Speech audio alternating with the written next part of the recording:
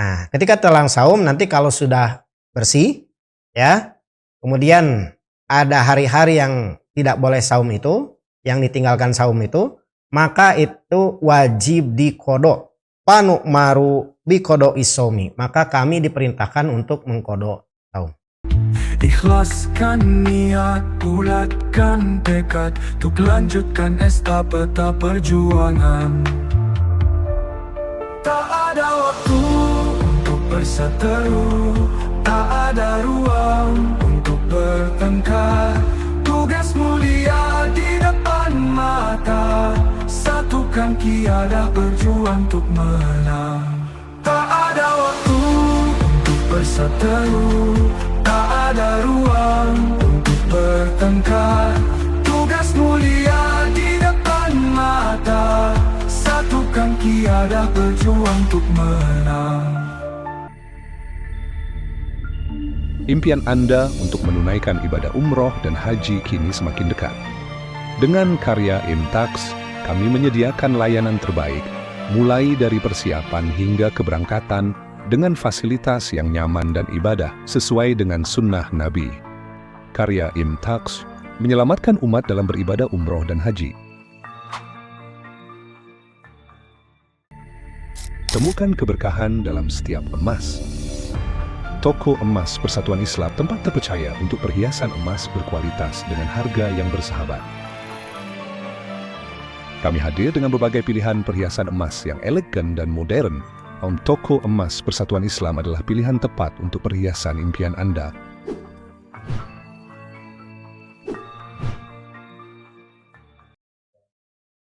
Innal hamdalillah nahmaduhu wa nasta'inuhu wa nastaghfiruh wa na'udzu billahi min syururi anfusina wa min sayyiati a'malina. May yahdihillahu fala mudhillalah wa may yudlil fala hadiyalah. Asyhadu an la ilaha illallah wahdahu la syarikalah, asyhadu anna Muhammadan abduhu wa rasul, amma ba'd. Pemirsa Persis TV yang dirahmati oleh Allah Subhanahu wa taala, insyaallah pada kesempatan kali ini saya akan menjelaskan tentang bagaimana hukum bagi perempuan yang hamil atau menyusui. Apakah ketika dia tidak saum masuk dalam kategori yang diwajibkan untuk qodho ataukah fidyah? Jamaah kaum muslimin wa tuliman rahimakumullah. Perlu diketahui bahwa berdasarkan surat Al-Baqarah ayat 183, ya ayyuhalladzina amanu kutiba alaikumusiyam. Hai orang-orang yang beriman, maka diwajibkan bagi kamu itu untuk saum. Ya. Kutiba alaikumusiyam kama kutiba alal ladzina min qablikum la'allakum tattaqun. Sebagaimana kaitan dengan saum ini itu juga sudah disyariatkan, ya. Kama kutiba diwajibkan pada kaum sebelum Nabi Muhammad Sallallahu Alaihi Wasallam. Tujuannya tidak lain adalah la'allakum tattaqun, yaitu supaya manusia itu menjadi orang-orang yang bertakwa. Jamaah kaum muslimin wa tuliman rahimakumullah. Nah, yang diseru di sini adalah orang-orang yang beriman. Nah, tentu di sini kaitan dengan subjek hukum atau pelaksana hukum daripada saum yang diwajibkan ini, yaitu saum Ramadan. Tiada lain adalah secara asal adalah muslim, ya, baik itu laki-laki ataupun perempuan, ya. Tentunya yang akil, yang baligh, ya. Baik laki-laki ataupun perempuan, muslim ataupun muslimah. Jamaah kaum muslimin wa tuliman rahimakumullah. Inilah apa yang disebut dengan analisis mukalaf, ya. Jadi mukalafnya siapa kaitan dengan saum ini, yaitu tentu saja kaum muslimin baik itu laki-laki ataupun perempuan, ya, yang akil, yang baligh, maka wajib melaksanakan saum pada bulan Ramadan. Pamang syahida minkum syahra falyasum. Ini diperkuat lagi. Jadi barang siapa yang hadir yaitu pada bulan Ramadan, dia hidup, ya, menyaksikan bulan Ramadan, maka falyasum, hendaklah dia itu saum. Nah, ini menggunakan lamul amri, ya, menggunakan perintah, maka tentu saja secara asal ini hukumnya wajib. Jamaah kaum muslimin wa tuliman rahimakumullah. Kemudian secara asal di dalam ilmu usul fikih ada yang disebut dengan azimah. Nah, kaum muslimin baik itu laki-laki ataupun perempuan pada bulan Ramadan secara azimah maka masuknya itu sebagai mukallaf wajib saum ya. Semuanya ya secara asal gitu. Namun karena kondisi manusia berbeda-beda ya gitu. Nah, kemudian di dalam syariat pun termasuk di dalam ayat Al-Qur'an itu ada beberapa kategori yang dikecualikan ya. Yang pertama yang dikecualikan itu adalah faman kana minkum maridon aw ala safarin. Jadi barang siapa yang dalam keadaan sakit. Nah, ini yang pertama adalah dalam keadaan sakit ya. Ini luar biasanya syariat di dalam Islam itu. Jadi syariat di dalam Islam itu bahwa betul-betul mengetahui keadaan manusia. Ada kalanya manusia itu dapat melaksanakan semua ajaran yang dilaksanakan atau yang disyariatkan oleh Allah dan Rasulnya. Nah, ada kalanya tidak atau dalam kondisi tertentu. Ya. Nah, di sini diatur siapa saja orang. Yang pertama adalah faman kana minkum maridon. Nah, ada kalanya orang itu dalam keadaan sakit. Ya. Tentu saja sakit di sini itu bukan hanya kaitannya dengan semua sakit ya, tapi hanya sakit-sakit di mana yang sakit tersebut jika bersaum itu akan menghambat ya, menghambat terhadap proses penyembuhan atau bahkan mungkin dapat memadaratkan ya. Sini ya kaitan dengan sakit ini. Jamaah kaum muslimin wa tuliman rahimakumullah. Nah, faman kana minkum maridon. Barang siapa dalam keadaan sakit. Tentu sakit hati atau sakit jerawat tidak termasuk ya. Itu karena dengan bersaum itu tidak akan menghalangi proses penyembuhannya ya. Atau mungkin kata orang Sunda itu ada yang namanya rorombeheun ya. Itu tidak dikecualikan. Jadi sakit di sini adalah ketika saum itu dapat menghambat atau dapat memperparah sakit. Maridon au ala safarin atau dalam keadaan safar. Nah, dalam keadaan safar, di samping tadi itu dalam keadaan sakit atau dalam keadaan safar atau musafir ya. Itu. Fa'iddatum min ayyamin ukhra. Maka kalau tidak saum, maka itu wajib diqodho ya. Kapan kodonya itu? Yaitu fa'iddatum min ayyamin ukhra, yaitu pada hari-hari yang lain selain daripada bulan Ramadan. Tentu saja pada hari-hari di mana pada hari tersebut itu tidak dilarang saum.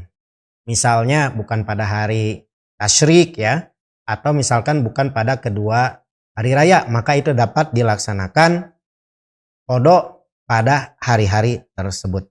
Bagi siapa? Yaitu bagi orang yang sakit ya, orang yang sakit.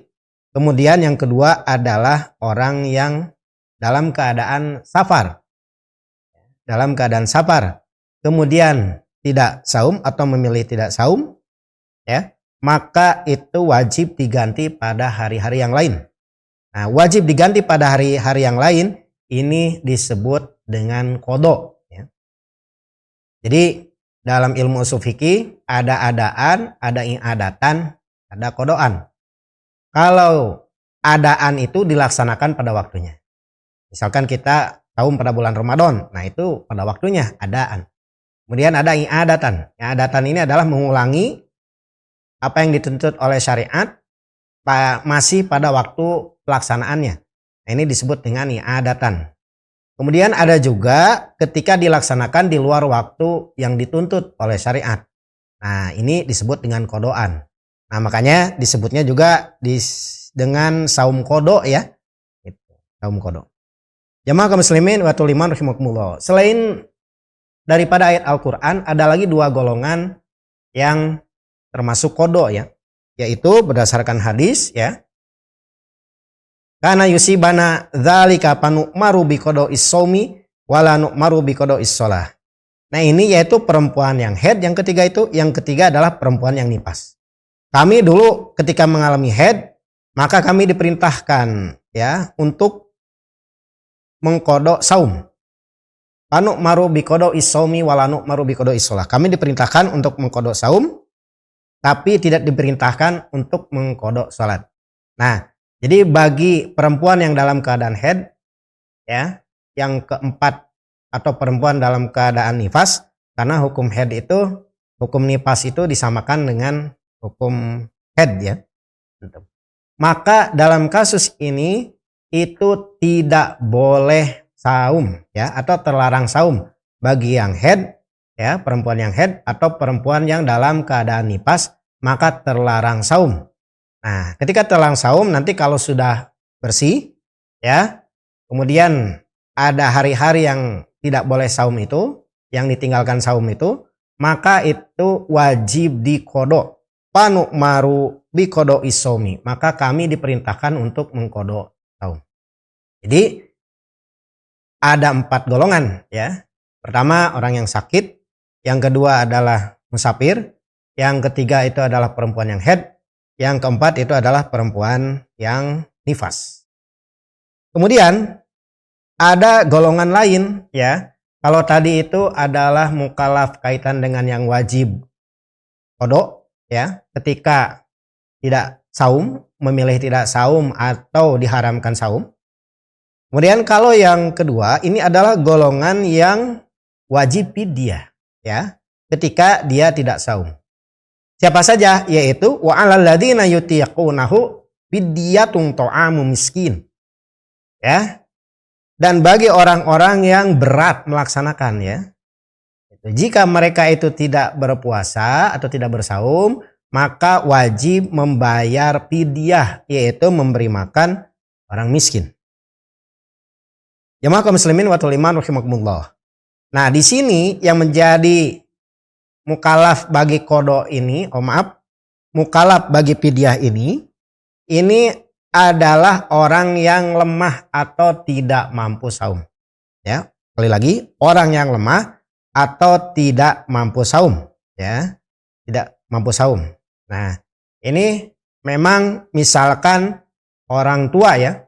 Nah, orang tua juga sebetulnya tidak selamanya, orang yang sudah tua ya, itu tidak selamanya tidak mampu kan, ada kalanya mampu. Kalau ada kalanya mampu berarti tetap wajib saum. Tapi ada kalanya memang yang lemah untuk saum. Nah, kalau yang lemah untuk saum ya, jadi bukan karena tuanya tapi karena lemahnya. Kalau yang lemah saum, maka itu diperbolehkan ya, diperbolehkan untuk tidak saum ya. Apalagi kalau sampai misalkan memadorotkan ya, maka itu bisa haram saum ya, bisa terlarang saum. Itu.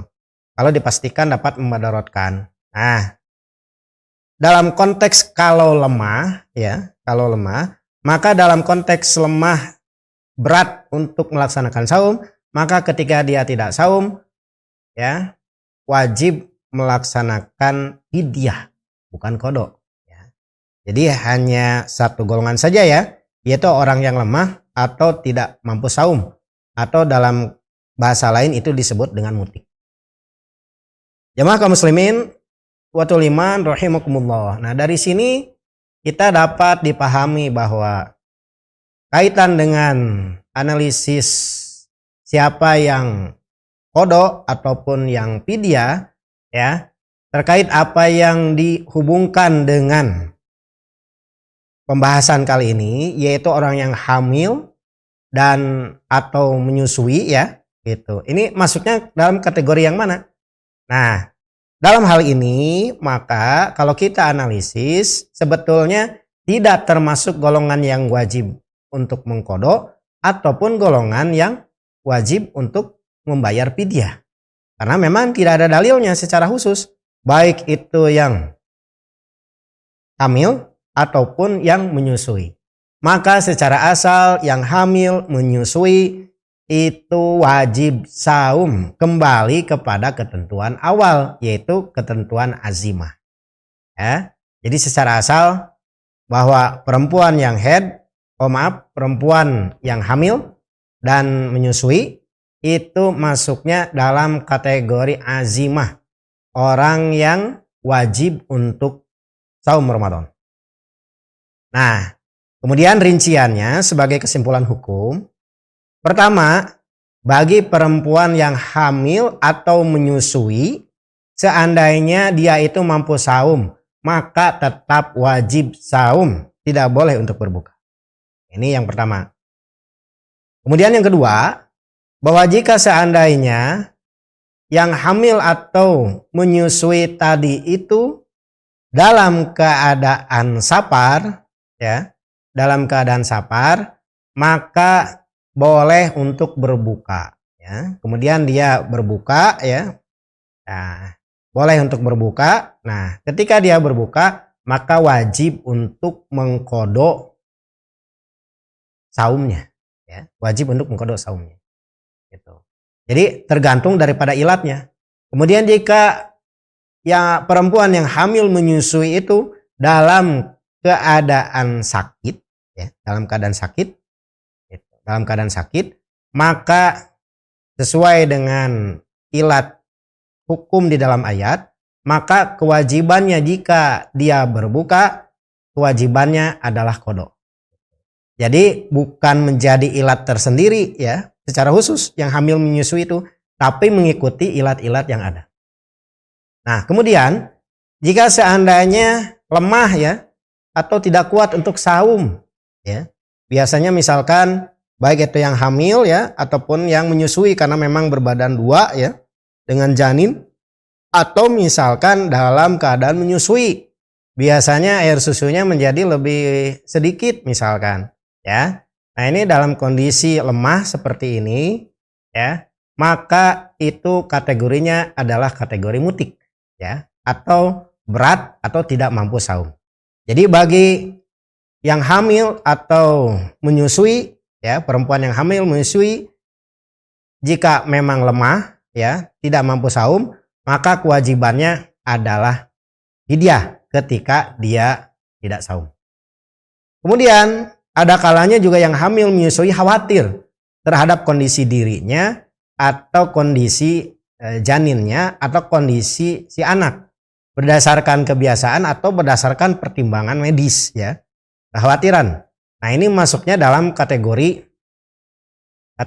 tidak mampu, ya, itu tidak mampu atau lemah. Nah, karena dia itu tidak mampu atau lemah, maka diperbolehkan untuk tidak saum, maka kewajibannya itu adalah fidyah, ya, bukan qadha. Nah, begitu juga dalam keadaan menyusui, kemudian dalam keadaan haid atau sambil nifas misalkan, ya. Maka kondisi seperti ini yang menyusui tersebut, perempuan menyusui tersebut, kewajibannya adalah mengqadha, ya, sesuai dengan dalil bagi yang haid atau nifas, ya, terlarang untuk saum dan wajib diganti, ya. Ketika diganti ini itu disebut dengan qadha saum, ya. Qadha saum. Demikian keterangan yang dapat saya sampaikan, mudah-mudahan bermanfaat. Assalamualaikum warahmatullahi wabarakatuh. JM99 berasal dari sumber air murni yang terjaga kualitasnya. Melalui proses demineralisasi yang ketat, kami menghilangkan mineral anorganik dan zat berbahaya, menghasilkan air dengan tingkat kemurnian yang tinggi. Kami menggunakan teknologi pengisian otomatis yang higienis untuk menjaga kesegaran dan kemurnian air TJM99. Pilihan tepat untuk hidrasi optimal, segar, murni, dan berkualitas.